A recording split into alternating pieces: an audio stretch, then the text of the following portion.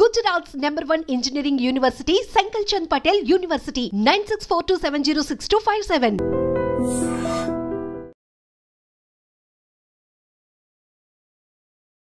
నమస్తే, welcome to I dream social spotlight with Kavitha. America అధ్యక్షుడు అయిన తర్వాత డొనాల్డ్ ట్రంప్ తీసుకుంటున్నటువంటి నిర్ణయాలు, ఎగ్జిక్యూటివ్ ఆర్డర్స్, విదేశాల మీద ఇస్తున్నటువంటి టారిఫ్లు, సుంకాలు, వీటన్నిటి గురించి మాట్లాడుకుంటే ఒక అతిపెద్ద సిరీస్ అవుతుంది. నిజంగానే ట్రంప్ అధ్యక్షుడు అయిన తర్వాత తీసుకున్న నిర్ణయాలన్నీ ప్రపంచవ్యాప్తంగా చర్చనీయాంశం అయ్యాయి. అందులో మొట్టమొదటి ఎగ్జిక్యూటివ్ ఆర్డర్ జన్మతః పౌరసత్వం లభించదు అనేది. ఇది అధ్యక్షుడు చెప్పిన మాట అయితే, ఉపాధ్యక్షుడు జేడీ వాన్స్ చెప్పినటువంటి మాట గ్రీన్ కార్డు ఉన్నంత మాత్రాన శాశ్వత నివాసం దొరికినట్టు కాదు అనేది. ఓవరాల్గా ప్రపంచవ్యాప్తంగా పరిణామాలు ఎలా ఉండబోతున్నాయి, డొనాల్డ్ ట్రంప్ అధ్యక్షుడు అయిన తర్వాత మారుతున్నటువంటి పరిణామాలు, జరగబోతున్నటువంటి పరిస్థితులు ఎలా ఉండబోతున్నాయి, ఇదే ఒక సిరీస్గా చూడబోతున్నాం. మనతో పాటుగా ఉన్నారు అనిల్ గారు. నమస్తే అండి. సో మనం ట్రంప్ అనగానే బోల్డ్ అని వివాదాస్పద నిర్ణయాలు అనేవి కనిపిస్తున్నాయి. అక్కడ అమెరికానే కాదు, దేశమంతా, ప్రపంచమంతా కూడా ఎదురు చూస్తుంది. ఏం జరుగుతుంది, మా మీద టారిఫ్లు ఉంటాయా లేకుంటే ఇంకోటి ఏదో జరుగుతుందా అనేది. సో ఇప్పుడు మనం ఫస్ట్ ఎపిసోడ్లో మాట్లాడుకుంటే ట్రంప్ గురించి ఏం మాట్లాడుకోవాలి, మన మీద విధిస్తున్నటువంటి ఆంక్షలు కావచ్చు, నియంత్రణలు, చర్యలు, అసలు ఏంటి మనం మాట్లాడుకోవాల్సింది ఏంటి, ఎక్కడి నుంచి మొదలు పెట్టాలి మనం? ఇక్కడి నుంచి మొదలు పెట్టాలంటే ట్రంప్ నుంచి మొదలు పెట్టాలి. ట్రంప్ అనే వ్యక్తి నుంచి మొదలు పెట్టాలి. ట్రంప్ అనే అధ్యక్షుడి నుంచి మొదలు పెట్టాలి. ట్రంప్ అనే వ్యాపారవేత్త నుంచి మొదలు పెట్టాలి. ట్రంప్ అనే సూడో నేషనలిస్ట్ నుంచి మొదలు పెట్టాలి. ట్రంప్ అనే ఒక ఐడియాలజిస్ట్ నుంచి మొదలు పెట్టాలి. సూడో నేషనలిస్ట్ అన్నారు. మేక్ అమెరికా గ్రేట్ అగైన్ అనే ఒక నినాదం ఉంది. అందులో అమెరికా ఫస్ట్ అనేది ఉంది. అందులో అమెరికానే కదా ముందు పెట్టి ఆయన ప్రచారం చేసింది, అధ్యక్షుడైంది. See, America is nothing but a colony of various nations. America అనేది ఒక స్వతహాగా ఏర్పడ్డ దేశం కాదు. అది అమెరికా అనేది ఒక కాలనీ, యూరప్ కాలనీ. బేసికల్లీ మనం అమెరికాను రెండు రకాలుగా విభజించాల్సి ఉంటుంది. America happen to B a nation which was prior to 17th century. 17వ శతాబ్దం కన్నా ముందున్న అమెరికా వేరు, 17వ శతాబ్దం తర్వాత వచ్చిన అమెరికా వేరు. నేటివ్ అమెరికన్స్ అందరినీ ఎక్కడనో కాలరాసి వాళ్ళు ఎక్కడనో పంపించేసి ఈ యూరోపియన్స్ అందరూ వాళ్ళు లేరు అసలు. ఇప్పుడు యూరప్ నుంచి వెళ్ళిన వలసారులు ఎవరైతే ఉంటారో, మొదట్లో వెళ్ళినంతా కూడా ఈ కోస్టల్ యూరప్, ఎస్పెషల్లీ స్పెయిన్ నుంచి, ఫ్రాన్స్ నుంచి, ఇటలీ నుంచి వెళ్ళిన వలసదారులు. ఆ తర్వాత వీళ్ళు బేసిక్ వలసదారులు అనమాట, మొదటి వలసదారులు. వీళ్ళంతా ఆంగ్లో సాక్సన్స్ వీళ్ళందరూ. తర్వాత క్యాథలిక్ ప్రొటెస్టెంట్స్ వెళ్ళారు. వీళ్ళ మధ్యలో భారీ స్థాయిలో గొడవలు, ఉద్యమాలు ఎవరు జరిగాయి, వాళ్ళు కొట్టుకున్నారు, అయిపోయింది.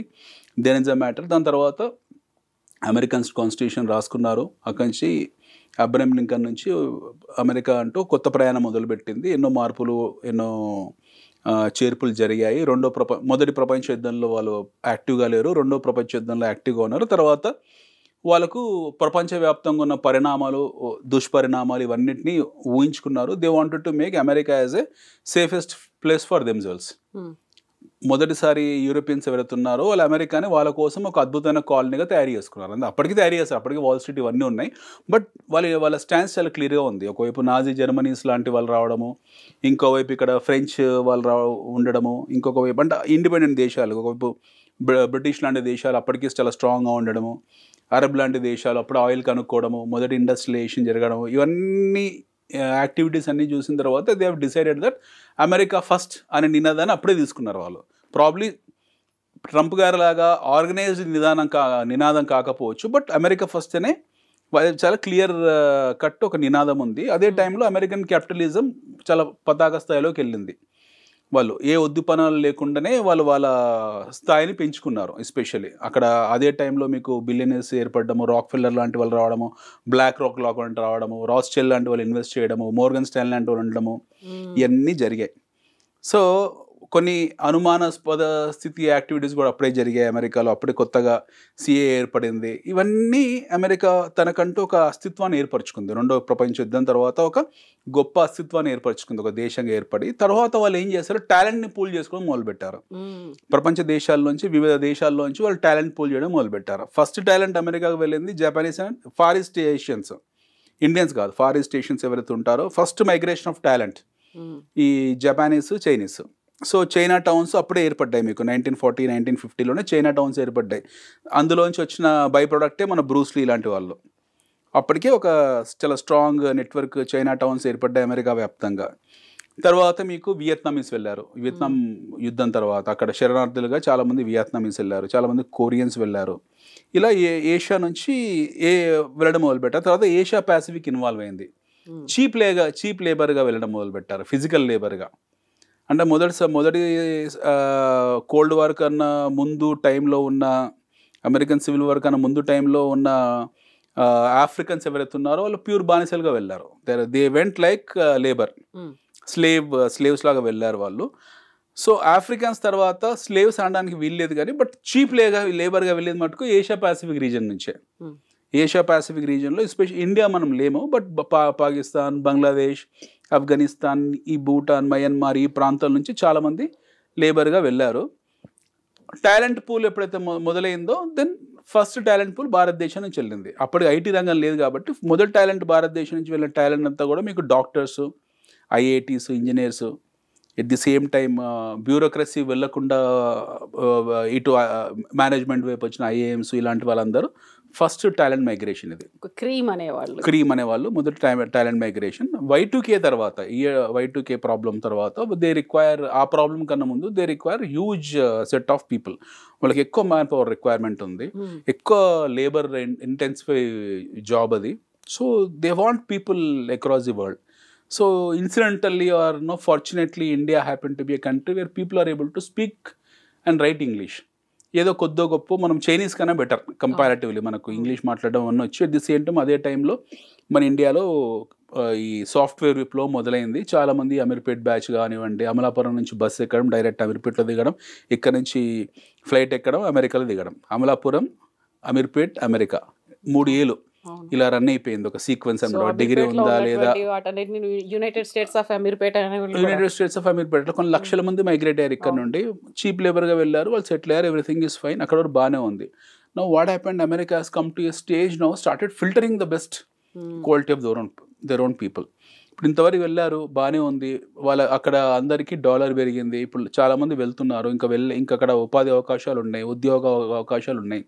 ఎట్ ది సేమ్ టైం ప్రపంచవ్యాప్తంగా విద్యా వ్యవస్థ కూడా బాగుపడింది, భారతదేశం విద్యా వ్యవస్థ బాగుపడింది. ఒకప్పుడు కన్నౌడ్ ఇప్పుడు ఎక్కువ ఇంజనీరింగ్ కాలేజెస్ ఉన్నాయి, మీకు ఎక్కువ మెడికల్ కాలేజెస్ ఉన్నాయి, best quality of people availability ఉంది. సో వాళ్ళు ఒక బ్యారికేడ్లు పెట్టుకున్నారు, ఫిల్టర్ ఫ్యాక్టర్స్ పెట్టుకున్నారు.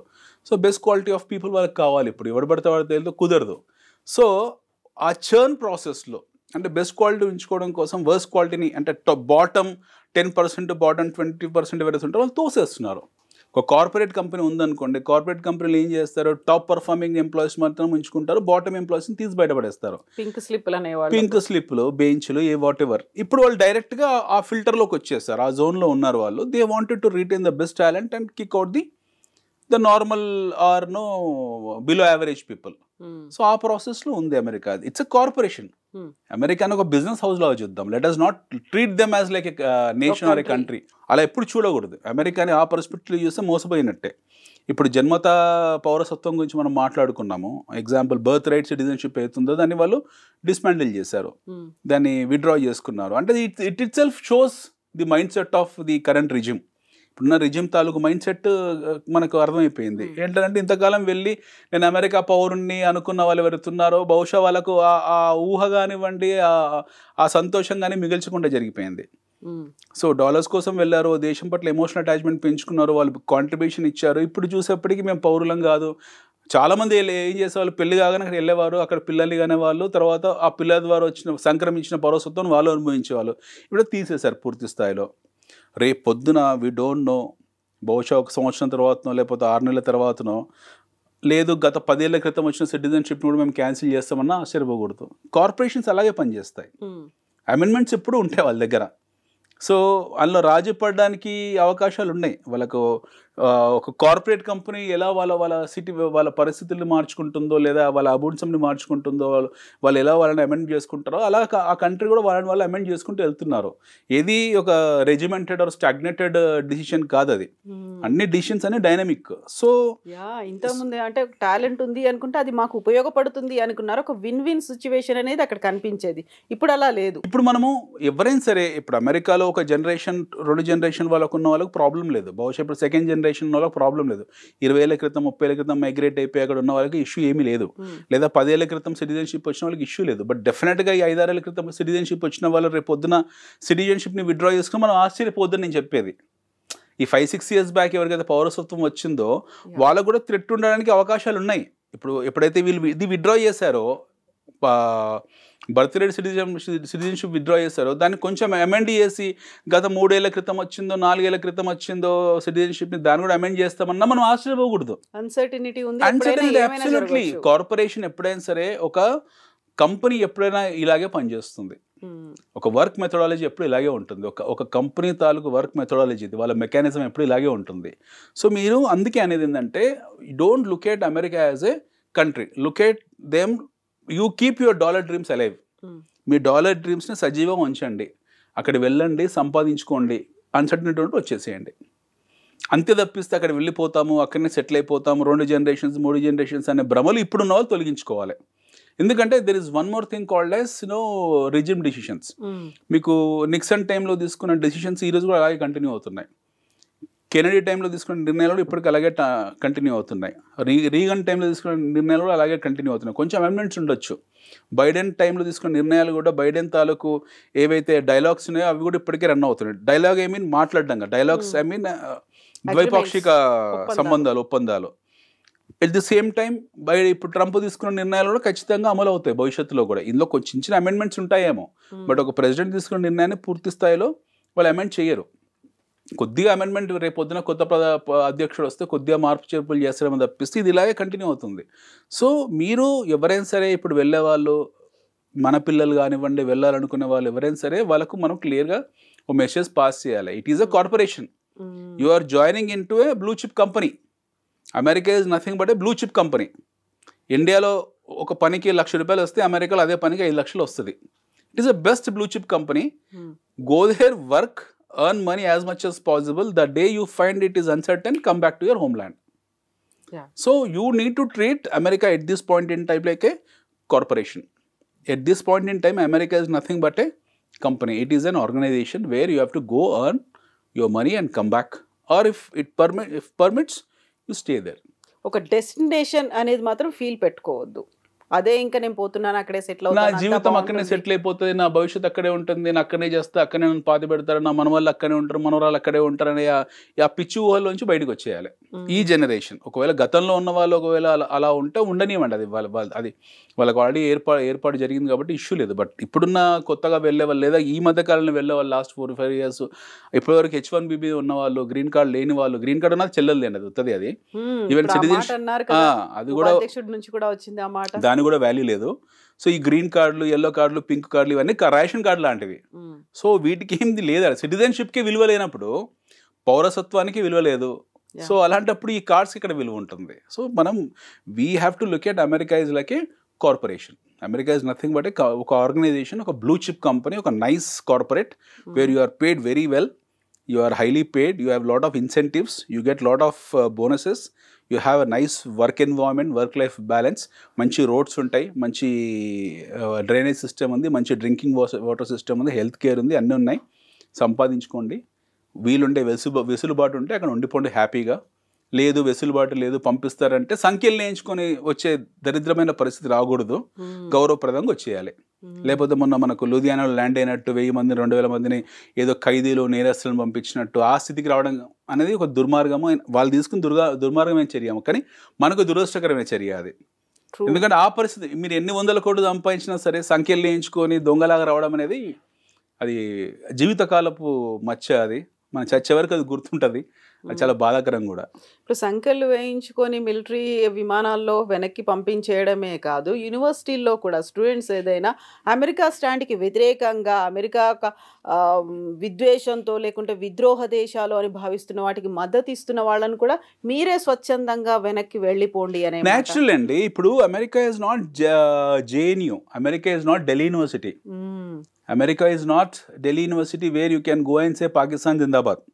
మన భారతదేశంలో సెక్యులర్ ఎవరైతే ఉన్నారో, సో కాల్డ్ ఫేక్ సెక్యులరిస్టులు ఎవరైతే ఉన్నారో వాళ్ళు చాలా, ఒక 2-3 అమ్మాయిలు కూడా బహుశా ఆ మధ్యకాలంలో జేఎన్యూలో ఢిల్లీలో పాకిస్తాన్ జిందాబాద్ అన్నది. అమ్మాయి 22-23 ఏళ్ళ వయసు ఉంటుంది. అమ్మాయికి పాకిస్తాన్ గురించి తెలియదు. ఆ అమ్మాయిని, అలాంటి అమ్మాయిలకు పాకిస్తాన్ పౌరసత్వం ఇచ్చి తిప్పాలి పాకిస్తాన్ మొత్తం కూడా. కొన్నాళ్ళు వాళ్ళు పాకిస్తాన్ మొత్తం తిరగాలి. They have to cross Indian border and go, they have to see Islamabad ఎలా ఉంటుంది, కరాచీ ఎలా ఉంటుంది, బలూచిస్తాన్ ఎలా ఉంటుంది, పైన పస్తులు ఎలా ఉంటారు, అక్కడ వాళ్ళ బ్రతికేది ఎలా ఉంటుంది, వాళ్ళ తిండి ఎలా ఉంటుంది, వాళ్ళ రాజకీయ నాయకులు ఎలా ఉంటారో అవి చూసి వాళ్ళు అక్కడనే వాళ్ళకి పౌరసత్వం తీసుకొని అక్కడ సెటిల్ అయిపోవాలి. పాకిస్తాన్, భారతదేశంలో ఉన్న పాకిస్తాన్ ప్రేమికులు ఎవరైతే ఉన్నారో వాళ్ళు తక్షణమే వాళ్ళు పాకిస్తాన్ వెళ్ళిపోయి హ్యాపీ అక్కడ బ్రతకాలి జీవితాన్ని. సో మన దగ్గర ఉన్నంత వెసులుబాటు, మన దగ్గర ఉన్న స్వేచ్ఛా స్వాతంత్రాలు ఇప్పుడు ప్రస్తుతం అమెరికాలో ఎక్స్పెక్ట్ చేయడానికి లేదు. ఫ్రీడమ్ ఆఫ్ స్పీచ్ అనేది పౌర హక్కు, ఫ్రీడమ్ ఆఫ్ స్పీచ్ అనేది పౌర హక్కు, but it should not cross their limitations. దానికి ఒక బార్డర్ లైన్ ఉంటుంది, థిన్ బార్డర్ లైన్ ఉంటుంది. వాళ్ళ అమెరికన్స్ చాలా క్లియర్గా థిన్ బార్డర్ లైన్ సెట్ చేశారు. ఫ్రీడమ్ ఆఫ్ స్పీచ్ ఉంది, రండి పొలిటికల్గా విమర్శించేదంటే విమర్శించుకోండి, నో ఇష్యూస్. మా దగ్గర ఒక వస్తువు కొన్నారు, ఫ్రీడమ్ ఆఫ్ స్పీచ్ వరకు కన్జ్యూమరిజం ఉంది. మా దగ్గర మీరు కోకోకోలా కొన్నారు, దాని మూత డక్కన్ బాగాలేదు, విమర్శించండి, నో ఇష్యూస్. మీరు తిన్న బర్గర్ బాగాలేదు, విమర్శించండి, నో ప్రాబ్లం. మీరు వెళ్ళిన వాల్మార్ట్లో ఫ్లోరింగ్ బాగాలేదు, విమర్శించండి, నో ప్రాబ్లం. వాడే టెస్లా కార్లో బ్యాటరీ పనిచేయట్లేదు, విమర్శించండి, నో ప్రాబ్లం. మీ విమర్శ పరిధిని ఇక్కడ వరకే పెట్టుకోండి. అంతే తప్పిస్తే అమెరికా ఎలా ఉండాలి, అమెరికా సెనెట్ ఎలాంటి నిర్ణయాలు తీసుకోవాలి, అమెరికా ద్వైపాక్షిక సంబంధాలు ఎలా ఉండాలి, అమెరికా ఇజ్రాయెల్తో ఎలా ప్రవర్తించాలి, హమాస్తో ఎలా ప్రవర్తించాలి విషయం గురించి మాట్లాడే హక్కు మీకు లేదు. అదేమైనా ఉంటే మీ దేశంలో మాట్లాడుకోండి, మీ మాతృభూమిలో మాట్లాడుకోండి, మా దగ్గర మాట్లాడే అవసరం లేదని చెప్పేసి చాలా మందిని డిపోర్ట్ చేస్తున్నారు. It's a very good move, చాలా దాన్ని స్వాగతించాల్సిన విషయం. లేకపోతే ఇంకో పరాయి దేశంలోకి వీళ్ళు వెళ్ళిందే చదువుకోవడానికి, వీడు చదువుకొని మూసుకొని వాడు అక్కడ ఉద్యోగం సంపాదించుకుంటే అయిపోతుంది కదా. ఆ పని చేయకుండా వాడు అంతర్జాతీయ విషయాలు, అమెరికన్ సెనెట్ ఏ నిర్ణయం తీసుకోవాలి, అమెరికా అధ్యక్షుడు ఏ నిర్ణయం తీసుకోవాలి, అమెరికా పౌర హక్కుల గురించి ఇవన్నీ అవసరం లేదు కదా, పంపించేస్తున్నారు వాళ్ళు. మన ఎవరు అమ్మాయి PhD చేస్తుంది, అమ్మాయి పాకిస్తానీ అమ్మాయి అనుకుంటా, అమ్మాయిని పంపించారు బయటికి ఇలాగే. సో అక్కడ వెళ్ళి మీరు హమాస్ని లేకపోతే హసన్ నజరుల్లానో లేకపోతే ఇంకెవరినో హిజ్బుల్లానో సమర్థిస్తారంటే కుదరదు, పంపించేస్తారు బయటికి. వాళ్ళ నిర్ణయాలకు, వాళ్ళ ప్రభుత్వ నిర్ణయాలకు, వాళ్ళ స్టేట్ అఫేర్స్ విషయాల్లో ఇంటర్ఫేర్ అయ్యే హక్కు ఎవరికి లేదు. అది వాళ్ళ స్టేట్ అఫేర్. అది వాళ్ళు మనలాగా మృదువుగా ఉండే వ్యక్తులు ఏం కాదు. భారతదేశంలో వచ్చి ప్రధానమంత్రి ఎన్ని బూతులు మాట్లాడినా మనం క్షమించేస్తాం, ఎందుకంటే మన దగ్గర వాక్ స్వాతంత్రం ఉంది. అట్ ది సేమ్ టైం ఇవన్నీ మన దగ్గర కావాల్సినంత ఫ్రీడమ్ ఆఫ్ స్పీచ్ ఉంది. అక్కడ అలా ఏం లేదు, వాళ్ళ దగ్గర ఉండేది ఒకప్పుడు, బట్ దే హ్యావ్ రిస్ట్రిక్టెడ్. వాళ్ళు అన్ని విండోస్ క్లోజ్ చేసుకుంటూ వెళ్తున్నారు. నేషనలిజం అంటే అదే కదండి, ఎంతవరకు ఉండాలో అంతవరకు ఉండాలి. మన విమర్శ పరిధి అనేది అక్కడి వరకే ఉండాలి. నిజంగానే వాళ్ళు ప్రభుత్వం ప్రజలకి ఏమైనా హాని తలపెడుతున్నప్పుడు వాళ్ళు విమర్శించే హక్కు వాళ్ళకు ఉంది. సరైన హెల్త్ కేర్ లేకపోతే విమర్శించే హక్కు ఉంది, సరైన రోడ్లు లేకపోతే విమర్శించే హక్కు ఉంది. ప్రభుత్వాన్ని అంటే ఎస్టాబ్లిష్మెంట్ని మీరు ఎప్పుడు విమర్శించవచ్చు. ఎస్టాబ్లిష్మెంట్కి సరైన సౌకర్యాలు కల్పించిన రోజు, చదువుకున్న విద్యార్థులకు టైంకు పాఠాలు చెప్పని రోజు, ప్రొఫెసర్ కాలేజ్ రాని రోజు, లేదా వాష్రూమ్ బాగాలేని రోజు, లేదా డ్రింకింగ్ వాటర్ లేని సందర్భంలో ఇలాంటి వాటిని మీరు విమర్శించండి, అది మీ హక్కు విద్యార్థిగా. అంత తప్పిస్తే చదువుకున్నాను వెళ్ళినాడు పాలస్తీన్ విషయం గురించి, రష్యా విషయం గురించి మాట్లాడే హక్కు వాడికి లేదు, అవసరం లేదు. అవన్నీ స్టేట్ అఫేర్స్ అవి. సో వాళ్ళు డిపోర్ట్ చేస్తున్నారు. It's very good move. మనం కూడా అదే చేయాలి. ఇన్ఫ్యాక్ట్ ఇండియా అక్కడి నుంచి బాగా నేర్చుకోవాలి. మనం అమెరికా నుంచి విషయం మనం నేర్చుకోవాలి. మొన్న 4 days బ్యాక్ 5 days బ్యాక్ హైదరాబాద్లో ప్లకార్డులు పట్టుకున్నారు సిరియన్ రెఫ్యూజీస్. వాళ్ళు ఎవరైతే ఉన్నారో పాపం భార్య పిల్లలు అందరూ రోడ్డు మీద నించొని ఇక్కడనే మన చాలా దగ్గర ఇక్కడనే టోలీ చౌకీ దగ్గర we are brothers of Syria kindly help us అని పాపం చూస్తే జాలేసింది. బట్ మౌలికమైన క్వశ్చన్ ఏంటంటే వీళ్ళు ఎలా వచ్చారు ఇండియాకి? ఈ సిరియన్ రిఫ్యూజీస్ భారతదేశంలో టోలీ చౌకీకి వచ్చి ఆమె సిరియన్ రిఫ్యూజీ అని పట్టుకున్నారు. ఇలాగా ఎలా వచ్చారు? వాళ్ళ పట్ల జాలి, దయా, కరుణ, సానుభూతి అన్నీ ఉన్నాయి. వాళ్ళ సాయం చేయాలనే కోరిక కూడా స్వతహాగా భారతీయులుగా మనందరికీ ఉంటుంది, ఎందుకంటే మనం జాలిగుండ కాబట్టి. బట్ వాళ్ళు ఎలా రాగలుగుతున్నారు? భారతదేశంలోకి రోహింగ్యాలు వచ్చారు, బహిరంగంగా మేము రోహింగ్యాలము అని జెండాలు పెట్టుకొని తిరుగుతున్నారు, కొన్ని సందర్భాల్లో భయోభ్రాంతులు గురి చేస్తున్నారు. వీళ్ళందరూ ఎలా వస్తున్నారు? సో దిస్ ఇస్ వేర్ మనం అమెరికా నుంచి నేర్చుకోవాల్సింది ఈ విషయమే. ట్రంప్ అదే చేస్తున్నాడు. బైడెన్ అడ్మినిస్ట్రేషన్లో దాదాపు 50 లక్షల ఓటర్లు ఫేక్ ఓటర్లు ఉన్నారట. మనం ఫేక్ ఓటర్లు మన దేశం గురించి మాట్లాడుతాం. లెట్ us టాక్ అబౌట్ అమెరికానో. Biden was very smooth. Joe Biden ఆయన అడ్మినిస్ట్రేషన్ చాలా స్మూత్గా ఉంది. ఆ టైంలో వాళ్ళు పెద్ద సీరియస్ తీసుకోలేదు. మీకు మెక్సికో నుంచి కొలంబియా నుంచి డ్రగ్ కార్టెల్స్ వెళ్ళారు. ఎస్పెషల్లీ ఫ్రమ్ కొలంబియా నుంచి డ్రగ్ కార్టెల్స్ మెక్సికోని ఒక బ్యారికేడ్ లాగా చూసి దాని నుంచి జంప్ అయ్యి ఒకవైపు క్యూబా నుండి ఒకవైపు మెక్సికో నుండి అమెరికాలోకి ఎంటర్ అయ్యి అమెరికాలోకి డ్రగ్ కార్టెల్ సప్లై చేస్తూ ఒక పెద్ద సీక్వెన్స్ తయారు చేసుకున్నారు, నెట్వర్క్ తయారు చేసుకున్నారు. అలా అలా అలా అలా అలా దాదాపు 50 లక్షల మంది ఓటర్లు అమెరికా జనాభాలో ఆల్మోస్ట్ 5-6% ఈ లాస్ట్ 10 yearsలో అయిన ఇమ్మిగ్రేట్స్ ఉన్నారట. సో వీళ్ళందరూ డేంజరే కదా, వాళ్ళ పౌరులకు అక్కడ ఉన్న ప్రజలకు ఎప్పటికైనా డేంజరే కదా. సో వాళ్ళు చాలా క్లియర్గా ఇప్పుడు మళ్ళీ రీఇన్ఫోర్స్మెంట్ని స్ట్రాంగ్ చేయడం మొదలుపెట్టారు, రికన్సిలేషన్ చేసుకోవడం మొదలుపెట్టారు.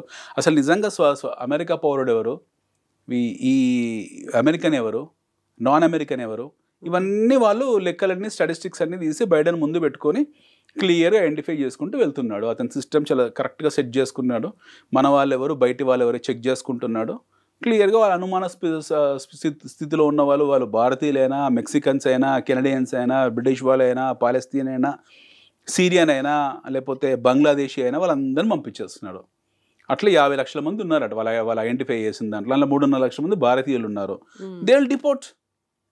ఇప్పుడు మొన్న భారీ స్థాయిలో ఖర్చు పెట్టి మీకు కెరీర్ ఫ్లైట్లో పంపించారు. నెక్స్ట్ టైం అలా ఉండదు, సముద్రంలో దోసేస్తారు. ఇదికుంటే వెళ్ళిపోండ్రా బాబు మీ దేశంకి అని చెప్పి. ప్రస్తుతం 2 కోట్లు ఖర్చు పెట్టలేదు కదా వాళ్ళు కూడా. సో ఫేక్ ఇమిగ్రేషన్స్ ఏవైతే ఉంటాయో, ఫేక్ పర్పస్ మీద వెళ్ళిన వాళ్ళు ఎవరైతే ఉంటారో they have to take the beatings. అది విద్యని మూసివేసుకొని వెళ్ళినా సరే, ఉద్యోగం మూసుకొసుకొని వెళ్ళినా సరే, శరణార్థిగా వెళ్ళినా సరే, వాడు ఆ దేశ పౌరుడు కానప్పుడు వాడి దేశంలో వెళ్ళి పిచ్చిగా మాట్లాడే హక్కు వాడికి లేదు. For that matter any place, మన ఇండియాలోనే కావచ్చు, లేకపోతే మీకు అమెరికాలో కావచ్చు. So Trump very first decision అక్కడ ఉద్యోగం కోసమో లేకుంటే చదువు కోసమో వచ్చి పార్ట్ టైం ఉద్యోగాలు చేస్తున్నారా, ఏం చేస్తున్నారు అనేది అక్కడ స్టార్ట్ చేశాడు. ఫిల్టరింగ్, ఏరివేత అనేది స్టార్ట్ అయింది. ఆ తర్వాత జన్మతః పౌరసత్వం, గ్రీన్ కార్డు, ఇవన్నీ చూసిన తర్వాత నెక్స్ట్ డిపెండెంట్ వీసా మీద వెళ్ళిన వాళ్ళది ఉంటుందా, ఎవరి టర్న్ వస్తుంది, ఒక రకమైనటువంటి భయం నాట్ ఓన్లీ ఇండియన్స్ అందరిలోనూ కనిపిస్తుంది కదా. ఉండాలి కదండి. ఇప్పుడు ఎందుకు ఉండకూడదు చెప్పండి? మీరు వెళ్ళిన పర్పస్ ఏంటి? యువర్ పర్పస్ ఈస్ ఒక చిన్న ఎగ్జాంపుల్ చెప్తా మేడం. ఇండియాలో అద్నాన్ సమీ అనే సింగర్ ఉన్నాడు, పాకిస్తానీ సింగర్ ఉన్నాడు. అతను ఎన్ని సంవత్సరాల నుంచో రిక్వెస్ట్ చేసుకున్న తర్వాత అతని పౌరసత్వం ఇచ్చింది భారతదేశం. As a country we are so strong.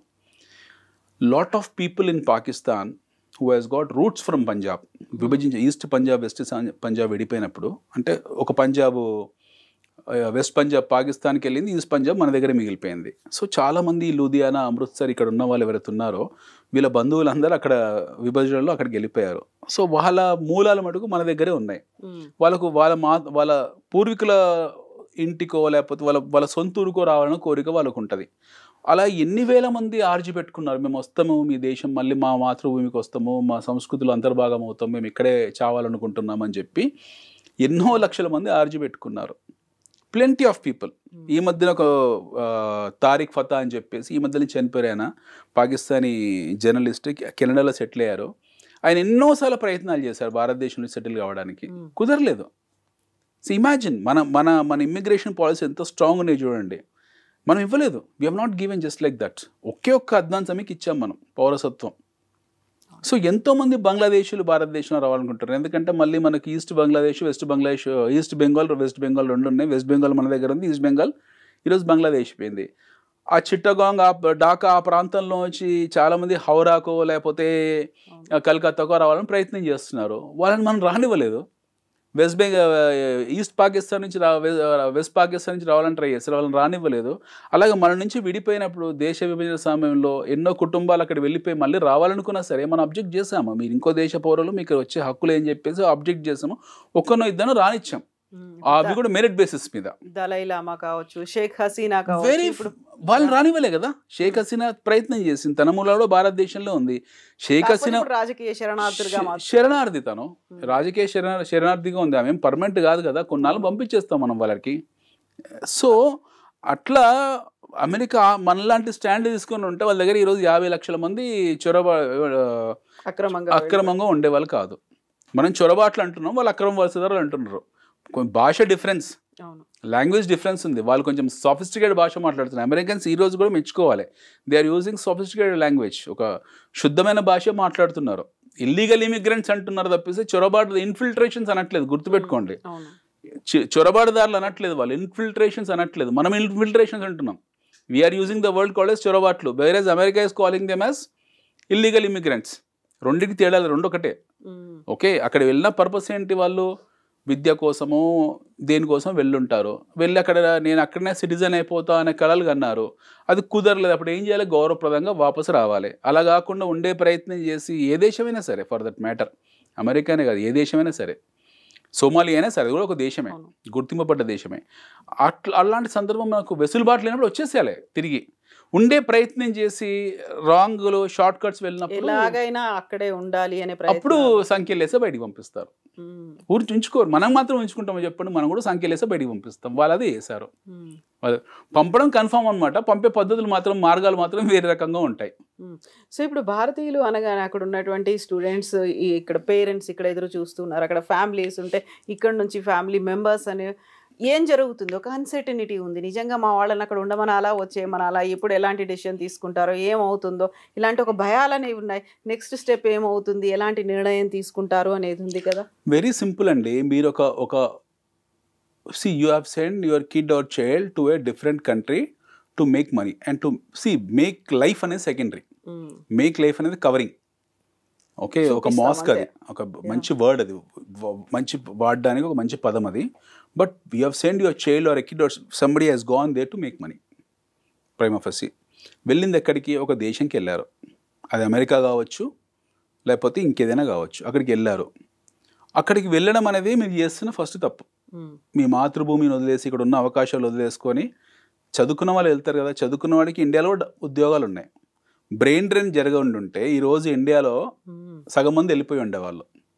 అవునా కదా?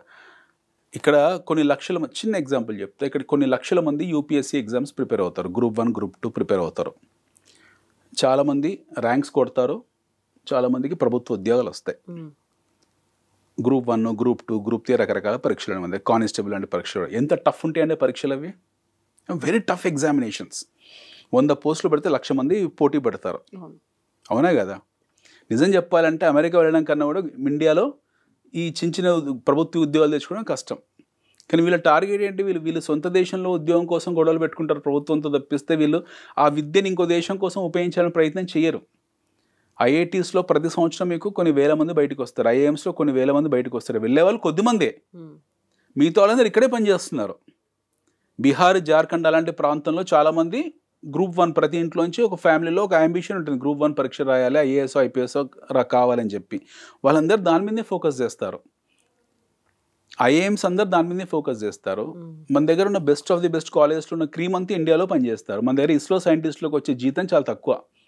అయ్యేం లక్షల్లో ఉండేవాళ్ళే, నెలకు 1,00,000 2 లక్షలు వస్తుంది. But they are happy with their life. వాళ్ళంతా సైంటిస్టులు, వాళ్ళు ఏం నాసా కన్నా తక్కువ కాదు. So they are also high quality సైంటిస్టులు. వాళ్ళు క్రయోజెనిక్ ఇంజిన్లు తయారు చేశారు, ఒకే రోజు 104 రాకెట్లు ఆకాశంలో పంపించారు. మన దగ్గర ఏం తక్కువలే కాదు. బట్ వాళ్ళు ఎందుకు వేరే దేశాలు, ఇతర దేశాల్లో ప్రయత్నం చేయట్లేదు? వాళ్ళకు మాతృభూమి పట్ల ప్రేమ విషయం పక్కన పడితే they have their own attachment. They don't have any dreams of dollars. వాళ్ళకి ఏం డాలర్స్ డ్రీమ్స్ లేవు. వాళ్ళకి ఇక్కడ మేము హ్యాపీగా ఉన్నామని. మీరు ఉన్నారండి, మీరు హైలీ ఎడ్యుకేటెడ్, బాగా చదువుకున్న వాళ్ళు, మీరు కూడా యూనివర్సిటీ స్టూడెంట్, చదువుకున్నారు. మీరు ఎందుకు ఈ వృత్తి పట్ల ప్యాషనేట్గా ఉన్నారు? Because you love your job and you wanted to stay on your home land. మీరే 20 ఏళ్ల క్రితం అమెరికన్ బీబీసీలో వెళ్ళాలంటే మీకు అవకాశాలు రాలేకనా? మీరు ఎల్లుండేవాళ్ళు ఈ పాటికి. But you wanted to be in your home land. So మీరు హోమ్ ల్యాండ్ వదిలేసి, మాతృభూమిని వదిలేసి ఇంకో దేశం వెళ్తున్నారంటే you are taking a risk.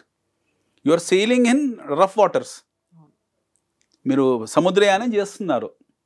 సముద్రయానంలో rough వాటర్స్లో ప్రయాణం చేస్తున్నారు. రఫ్ వాటర్స్లో ప్రయాణం చేసేప్పుడు మీకు రిస్క్ ఉంటుంది and you have to get prepared for it. So అమెరికాకు వెళ్ళగానే అక్కడ మీకు పర్మనెంట్ సిటిజన్షిప్ ఇచ్చేసి మీకు సెనెట్లో సభ్యుని ఏం చేసుకోరు. మీకు అక్కడ వెళ్ళిన పర్పస్ చదువుకోవడానికి, చదువుకున్న తర్వాత ఉద్యోగము, మీ చదువు అయిపోయిన తర్వాత మీకు ఉద్యోగం వస్తే ఉంటారు, లేకపోతే ఇండియాకి వచ్చేయాలి. కానీ వెళ్ళినవాడు రాడు ఇక్కడికి, ఎందుకంటే ఆల్రెడీ వీళ్ళు ఈ ఊర్లలో బ్యానర్లు, ఫ్లెక్సీలు అన్నీ పెట్టేసుకుంటారు కదా. విదేశీ ఆగమనము లేకపోతే సుస్వాగతం ఇవన్నీ మన దగ్గర ఉంటాయి కదా, ఇలాంటివన్నీ పెద్ద పెద్ద ఫ్లెక్సీలు పెట్టి బోర్డులు పెట్టి వాడిని భయంకరంగా హైప్ చేస్తారు ఆ క్యాండిడేట్ని. వాడు వెళ్ళినోడు త్రిశంకు స్వర్గంలో ఉన్నాడు. ఇప్పుడు సమస్య ఏంటంటే వాడికన్నా ఎక్కువ సమస్య పేరెంట్స్కు.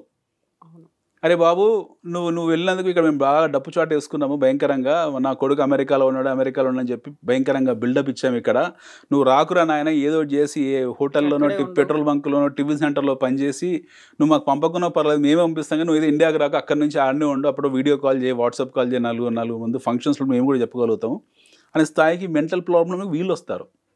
సో వాళ్ళని అక్కడ ఫిక్స్ చేశారు, కొడుకుని పంపించారు, వాడు అమెరికాలో వాడు త్రిశంకు స్వర్గంలో ఉన్నాడు, వాడు ఇక్కడ రాలేక అక్కడ ఉండలేక వాడు నరకం చూస్తున్నాడు.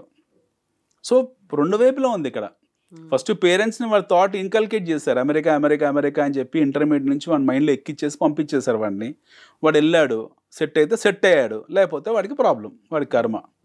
So cream of the section of the society ఏతుందో, ద క్రీమ్ ఏతుందో, high quality cream, IITs IIMs ఇలాంటి క్రీమ్ ఎవరైతే ఉన్నారో వాళ్ళు సేఫ్. అమెరికన్స్కి ఈరోజు కావాల్సింది అదే. వాళ్ళు ఎందుకు ఇన్ని ఫిల్టర్స్ పెట్టారు, వాళ్ళు ఎందుకు ఇంత రెస్ట్రిక్షన్స్ పెట్టుకున్నారంటే they are now looking at cream. They don't want labour, they want intellectuals, they want idea factories, they want people to go and invest money. అందుకే $5 million మీకు వచ్చి పౌరసత్వం ఇస్తామని చెప్పిన ఆఫర్, బంపర్ ఆఫర్ ఎందుకు పెట్టారంటే let rich people deep pockets come there, let people contribute to their economy. So వాళ్ళ ఎకానమీకి కాంట్రిబ్యూట్ చేసే వాళ్ళే కావాలి. And they are very clear about their immigration policies now at this point in time. And భవిష్యత్తులో కూడా ఇదే Trump రేపొద్దున అధ్యక్షుడి నుంచి దిగిపోయాక కొత్త ఆయన వచ్చినా సరే ఫాలో అవ్వక తప్పదు, ఇదే ఫాలో అవుతారు. కాకపోతే కొంచెం చిన్న మార్పులు ఉంటాయేమో తప్పిస్తే ఇదే ఫాలో అవుతారు. So people need to be very careful and conscious about their travel on high tights. ఎక్కడ సెటిల్ అవ్వాలనుకుంటున్నారో, ఏం అవ్వాలనుకుంటున్నారో, రిటర్న్ వస్తారా లేదా, అక్కడే ఉండాలా, ఇలాంటివన్నీ కూడా ముందే ప్లాన్ చేసుకోవాలి. యా, ఇప్పుడు మీరు ఎక్కడికి వెళ్తున్నారు? మీరు ఒక స్వదేశం వదిలేసి విదేశాల్లో వెళ్తున్నారు, వేరే చోటుకి వెళ్తున్నారు. వేరే చోటుకి వెళ్ళినప్పుడు అది సేఫ్ కాదన్న విషయం ముందే ప్రిపేర్ అయిపోవాలి. అది we are not going to a safe place, that is not a safe haven. So మీరు వెళ్తున్న డ్రీమ్ ఫుల్ఫిల్ కాకపోవచ్చు, మీకున్న చదువుకు, మీకున్న మేధస్సుకు, మీకున్న విజ్ఞానానికి, మీకు వచ్చిన అత్యవసర మార్కులకు, లేకపోతే మీకు మీ ఇంటెలిజెన్స్కు అది అక్కడ ఉపయోగపడకపోవచ్చు. They might be looking at some cream. So ఈ అవుట్సోర్స్ జాబులు, ఈ బెంచ్లు, ఈ రెసిషన్ ఇవన్నీ మాట్లాడాల్సిన అవసరం లేదు వీటి గురించి. Very simple, they don't want you. వాళ్ళు వద్దు, మీరు మా ఇంట్లో ఉండాల్సిన అవసరం లేదు, మీకు మా గడప దాటండి, గెట్ లాస్ట్ అని వాడు ఎప్పుడైతే చెప్పాడో వెళ్ళిపోవాలి అక్కడ నుండి. ఆ హింట్ ఇచ్చినా వెళ్ళిపోవాలి. లేదు అక్కడనే మేము ఉంటామో సిగ్గు లేకుండా అని అంటే మనం చేసేది ఏం లేదు. ఇట్స్ వెరీ సింపుల్ అండి. See you have gone to somebody's house to make money, you are not happy with your home land. ఇక్కడ వచ్చే డబ్బుకి మీరు సంతోషంగా లేరు. మీకు ఇక్కడ తక్కువ జీతాలు ఉన్నాయి. ఎస్, అఫ్ కోర్స్ తక్కువ జీతాలు ఉన్నాయి. But plenty of people better intellectuals then you are working for 50, 60, 70,000 rupees in Indian companies. Bengaluru ఐటీలో కానివ్వండి, హైదరాబాద్ మన దగ్గర ఐటీలో కానివ్వండి, ఎంతోమంది ఉన్నారు ఇక్కడ. వచ్చే జీతంతో హ్యాపీగా ఉన్నారు, ఏదో జాబ్ చేసుకుంటున్నారు, వాళ్ళ ఫ్యామిలీతో గడుపుతున్నారు. లేదు వీళ్ళకన్నా గొప్ప జీవితం మాకు కావాలనుకొని మీరు అక్కడికి వెళ్ళారు, రిస్క్ తీసుకుని వెళ్ళారు, ఇంకో దేశం వెళ్ళారు. లక్కీగా మీకు అక్కడ మీరు సెటిల్ అయిపోతే ఫైన్. సెటిల్ కాకుండా please get lost from our country అన్నారు అనుకోండి, పరాయి దేశంలో మీరు పరాయి వాడు, మీకు మా దేశంలో ఉండే హక్కు లేదు, ఇక్కడ నుంచి వెళ్ళిపోండి అన్న తర్వాత ఇంకా ఉండడం అనేది సిగ్గులేనితనం కదా, అది shameless. So only shameless people are caught. So గౌరవప్రదంగా వాడికి పౌరసత్వం ఎవరుతున్నారో వాళ్ళకు ఉంచుకున్నారో వాళ్ళు ఉండనివ్వండి. లేని వారికి ఎవరికైతే హింట్ ఇచ్చారో వెళ్ళిపోండి అక్కడ నుండి సింపుల్గా. మళ్ళీ వచ్చి మీ పని మీరు చేసుకోండి, అయిపోతుంది. అలా ఫాల్స్ ప్రెస్టేజ్ దేనికి? ఫాల్స్ ప్రెస్టేజ్ మనకే ఉంది, వేరే వాళ్ళకి లేదు. మిగతా దేశాలు చాలా గౌరవప్రదంగా వెళ్ళిపోతున్నారు అక్కడ నుండి. Plenty of Europeans have left. చాలామంది జర్మన్స్ ఉన్నారు, వెళ్ళిపోయారు. They are people from France ethnic groups వెళ్ళిపోయారు. ఇటాలియన్స్ ఉన్నారు, who is been happen to be a great pedigree and great contributors to American economy, వాళ్ళు వెళ్ళిపోతున్నారు. మనకెందుకు బాధ రావడం. స్పానిష్ వాళ్ళు ఉన్నారు, స్పానిష్ వాళ్ళే అమెరికన్స్ని ఒక స్థాయికి తీసుకెళ్ళారు. ఒక మాట చెప్పాలంటే గొప్ప ఇన్నోవేషన్స్ అమెరికాలో జెకోస్లోవేకియన్స్ చేశారు, వాళ్ళు వెళ్ళిపోతున్నారు. వాళ్ళకన్నా గొప్ప వాళ్ళు మనం ఏం కాదు కదా. People are there from South Africa, even for that matter Elon Musk is from South Africa. చాలా మంది సౌత్ ఆఫ్రికా వెళ్ళిపోతున్నారు ఆ దేశాల్లోకి. మాకు వద్దు, మీరు అవసరం లేదు, వీ డోంట్ నీడ్ యూ అని చెప్పి వెళ్ళిపోయినప్పుడు వెళ్ళిపోతున్నారు వాళ్ళు. సిగ్గు లేకుండా ఉంది మన వాళ్ళే. And we people are crying, cursing Trump or somebody. That's their decision making, that's their discretion. అది వాడి ఇష్టం. మన ఇంటికి ఇప్పుడు మన బంధువులు వచ్చారండి, ఒక అతిథులు వచ్చారు, మన ఇంట్లో పెళ్ళి అయింది, 2 రోజులు 3 రోజులు 4 రోజులు 5 రోజులు ఓకే ఫైన్. వాడు 10 రోజులు కూడా మన ఇంట్లో కూర్చొని తింటాను, పేకాడుకుంటా, టీవీ చూసుకుంటూ నేను కబుర్లు చెప్పుకుంటా కుదరదు కదా. మనం ఏదో ఒక రోజు చెప్పేస్తాం, thank you very much sir, మీకు మాకు భారం అయిపోయారని చెప్పి. లేదు స్టిల్ వెళ్ళను అంటే ఇంకో 1 వారం రోజులు టైం ఇస్తారు. కుదరదు అంటే ఇంకో 10 రోజులు టైం ఇస్తారు. తర్వాత మెడబెట్టి గంటేస్తారా గేట్ అవతలికి. Similar thing is happening there. So they are very clear. వాళ్ళు మెసేజ్ పంపించారు, కాళ్ళకు చేతులకు సంఖ్యలు వేసి, ఇదిగో ఇలా ఉంటుంది మా యాక్షన్స్, మేము this is how we are going to treat the illegal immigrants. వాళ్ళు ఇల్లీగల్ ఇమ్మిగ్రెంట్స్ తాలూకు డెఫినేషన్ని క్లియర్ చెప్పేశారు. ఇల్లీగల్ ఇమ్మిగ్రెంట్స్ ఎవరైతే ఉంటారో వాళ్ళు నేరస్తులతో సమానం, మేము వాళ్ళని నేరస్తులాగానే ట్రీట్ చేస్తాము. They are criminals for us and we are sending out the criminals, we are kicking out the criminals అని చెప్పి చాలా గొప్ప సందేశం పంపించారు. ఈ సందేశం మన ప్రభుత్వం కూడా తీసుకోవాలి. ఎందుకంటే మన దగ్గర కూడా చాలామంది ఎంకరేజ్ చేస్తున్నారు. మన దేశంలో కూడా ఎంతోమంది ఇటు బంగ్లాదేశ్ నుంచి, అటు మయన్మార్ నుంచి, ఇటు ఇన్ఫిల్ట్రేట్ అయిన ఉన్నారు. దిస్ మనం వాళ్ళని ఇంకా హ్యాపీగా చొరుబాటుదారు అనొచ్చు. ఇన్ఫిల్ట్రేట్ అయ్యారు. నోయిడాలో పనిచేస్తున్నారు, గురుగాంలో పనిచేస్తున్నారు. వాడు బెంగాలీయో తెలియదు, రోహింగ్యానో తెలియదు. మీకు I'm telling you fact of life. హైదరాబాద్లో ఉన్న వాళ్ళు వీళ్ళు మన వాళ్ళ తెలియదు, బయట వాళ్ళ తెలియదు. వీడు మన బెంగాలీ ఉండే అనుకోండి, నో ప్రాబ్లం. అటు బంగ్లాదేశీ ఉంటే మనకు ప్రాబ్లమే కదా. మీరు నేను కట్టే పన్నుని మనం బంగ్లాదేశ్ వాడికి ఎట్లా పెడతాం? వాడు బెంగాలీకి ఇద్దాం, నో ప్రాబ్లం. వాడు మన తమ్ముడే, అన్ననో అక్కో చెల్లో ఎవరో ఒకరు, దే ఆర్ బెంగాలీస్, మన వాళ్ళే, మన అక్క చెల్లెలే, వాళ్ళు మన భారతీయులే. వాళ్ళకు మనం తినే 4 ముద్దలు ఒక ముద్ద పెడదాం. కానీ నేను బంగ్లాదేశ్ వాడికి ఎందుకు ఇవ్వాలి నా ట్యాక్స్ని? అవునా కదా madam? It's very simple. Why we have to give our hard-earned money, our taxes to an infiltrated person? So బయట నుంచి వచ్చిన చొరబాటుదారులకు మనం కూడా బయటికి పంపాల్సిన అవసరం ఉంది. పూనాలో ఉన్నారు, హైదరాబాద్లో ఉన్నారు. మీకు లేనిది ఎక్కడ ఇలాంటి ఇన్ఫిల్ట్రేషన్స్ లేనిది ఎక్కడ? మన దగ్గర బంగ్లాదేశ్ నుంచి వచ్చిన వాళ్ళు ఉన్నారు, మయన్మార్ నుంచి వచ్చిన వాళ్ళు ఉన్నారు. మన దగ్గర 2 కోట్ల మంది ఉన్నారట. 2 crores. మన దేశ జనాభాలో ఆల్మోస్ట్ 2% 2.5% ఏదో ఓవరాల్ ఈ చొరబాటుదారులు ఉన్నారు, రకరకాల దేశాల నుంచి వచ్చిన వాళ్ళు. సో వీళ్ళని మనం పోషిస్తున్నాము. అది మన చాతగానితనం. అది అలా వాళ్ళని పోషిస్తున్నాం కూర్చోబెట్టి. Let us assume how many are there in Hyderabad. We don't know. హైదరాబాద్లో 10 మంది ఉన్నా, 100 మంది ఉన్నా, 1000 మంది ఉన్నా కూడా మన ప్రజల కష్టార్జితాన్ని వాళ్ళు అనుభవిస్తున్నారు. మన పేద ప్రజలు తినాల్సిన డబ్బుని, మన పేద ప్రజలు అనుభవించాల్సిన రేషన్ బియ్యాన్ని, మన పేద ప్రజలు వెళ్ళాల్సిన హాస్పిటల్స్ వాడుకోవాల్సిన హాస్పిటల్ సౌకర్యాలని, భీమినగర్లో ఉన్న నిమ్స్ని మన పేద ప్రజలు వెళ్తున్నారో వాళ్ళు వాడాల్సిన ఎయిమ్స్ని వేరే వాళ్ళు వచ్చి అనుభవిస్తున్నారు వాటిని. వాడు లెటస్ బి ఎనీబడి. వాడు ఒరిస్సా వాడు కావచ్చు, చాలామంది ఒరిస్సా నుంచి పని చేసుకుంటున్నారు హైదరాబాద్లో. వాడు మన భారతీయుడు, వాడిని గౌరవించాలి. వాడు బయటవాడు కాదు, మన సొంత అన్ననో తమ్ముడు ఎవడో ఒకడు. Is our own person, let us respect him. చాలామంది ఛత్తీస్గఢ్ నుంచి వచ్చి ఇక్కడ హార్డ్ వర్క్ చేసుకుంటారు, లేబర్ పని చేస్తున్నారు. వాడు బయటవాడు కాదు, మన భారతీయుడే. వాడు మన అన్నదమ్ముడే, మన కుటుంబ వ్యక్తి. వాడిని మనం గౌరవిద్దాం, వాడి పని కల్పిద్దాం, తప్పులేదు. Lot of people from different Tamil Nadu నుంచి వచ్చి పని చేసుకుంటున్నారు కొంతమంది. ఈ మధ్యలో మీకు చాలామంది బీహారీస్ కనపడుతున్నారు. మళ్ళీ ఇదివరకు తగ్గిపోయారు, ఇప్పుడు మళ్ళీ మొదలయ్యారు. వాళ్ళందరూ బయట వాళ్ళు కాదు, మన వాళ్ళే. వాళ్ళు మన భారతీయులే, మన తోబుట్టేలే వాళ్ళు. వాళ్ళందరినీ మన కష్టంలో వారికి పంచుదాం, తప్పులేదు. Let them enjoy our hard work. But ఏ బంగ్లాదేశ్ వాడికో, ఏ మయన్మార్ వాడికో ఎట్లా ఇస్తామండి మన కష్టార్జితాన్ని? అవునా కదా? So similarly we have to learn from America also. America ఒక ప్రపంచం మొత్తానికి ఒక సందేశం పంపించింది. They have sent a beautiful message to entire world that kick out your illegal immigrants. Yes Anil garu, thank you so much. మళ్ళీ మనం ఇంకొక టాపిక్తో ఇదే సిరీస్లో మాట్లాడుకుందాం. థ్యాంక్ యూ సో మచ్ అండి.